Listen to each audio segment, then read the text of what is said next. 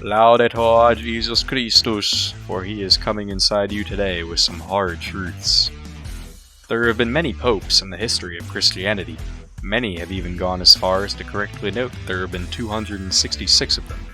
And while everybody knows the first 6 popes, many have been forgotten about along the way.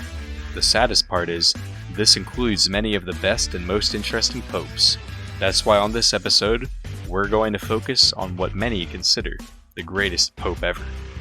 But before we can do that, we need to have a brief overview of what exactly a pope is. In a nutshell, the pope is the Bishop of Rome, incarnate of Jesus Christ, successor of the Prince of the Apostles, supreme pontiff of the Universal Church, primate of Italy, keeper of the Neon Bible, archbishop and metropolitan of the Roman province, sovereign of the Vatican city-state, and servant of the servants of God.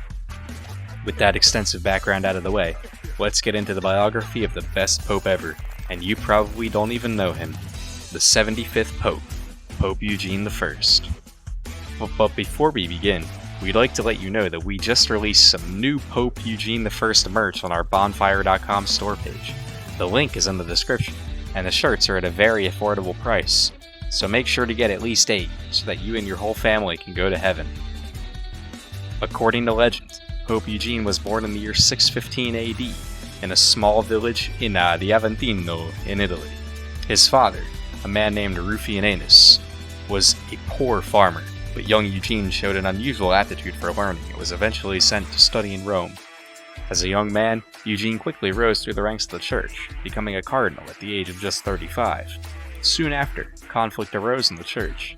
The previous pope, Martin I, got into conflict with the Byzantine Emperor Constans II over the debate of monothelitism. The church rallied against it, while the emperor supported it. This resulted in Martin's arrest and exile, which required the election of a new pope. As a result, Eugene was selected for his apparent willingness to cooperate with the emperor. Many Romans thought Eugene was placed on the throne of St. Peter as a pawn to implement the empire's wishes. However, Martin did send a letter of approval in his later life, and Eugene was going to prove them wrong. Eugene was known for his lavish lifestyle and love of luxury. Eugene's debauchery knew no bounds. He owned a collection of rare and valuable jewels. It was said that he had a personal harem of beautiful women at his disposal, and he was rumored to have had numerous affairs with both men and women. But Pope Eugene was more than just a man of pleasure. He was also a skilled politician and a savvy diplomat. He traveled throughout Europe, using his charm and cunning to win over powerful allies and strengthen the influence of the church. What's more is that he resisted the calls of Emperor Constans II to incorporate monothelitism into Catholic doctrine, even when the emperor threatened to roast him alive. But Pope Eugene was more than just a man of pleasure. He was also a brilliant diplomat and a fierce defender of the Catholic faith. He traveled throughout Europe, spreading the gospel and establishing new churches in far-flung corners of the continent. One of the most famous legends about Pope Eugene is the story of how he saved Rome from the barbarian hordes. According to this tale, the city was under attack by a massive army of Visigoths who invaded from the north, led by their fearsome king Alaric. However, the Byzantine military was occupied in the far eastern corners of their empire, for they had to defend their provinces in Anatolia and the city of Rhodes against the Arab Caliphate, which had already conquered the Byzantine provinces in Syria, Palestine, Egypt, and Mesopotamia. As the Visigoths closed in on Rome, Pope Eugene called upon the power of God to strike down the invaders. Miraculously, a bolt of lightning from the sky struck the Visigoth army, killing thousands of soldiers and causing the rest to flee in terror.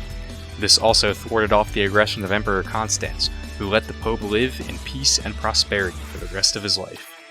So why is it that Pope Eugene has been forgotten by history? The truth is that despite his wonderful miracle, his sexual exploits and debauchery were too much for the church to handle. After his death, the church worked tirelessly to erase all mention of the Pope Eugene from the historical records. They destroyed documents and erased any trace of his existence. But the memory of Pope Eugene lives on, passed down through the generations by those who knew the truth. Despite barely reigning for 3 years, Pope Eugene I was able to accomplish more than 7 other popes combined. We hope you have enjoyed this episode in our program, and remember, we don't want your money.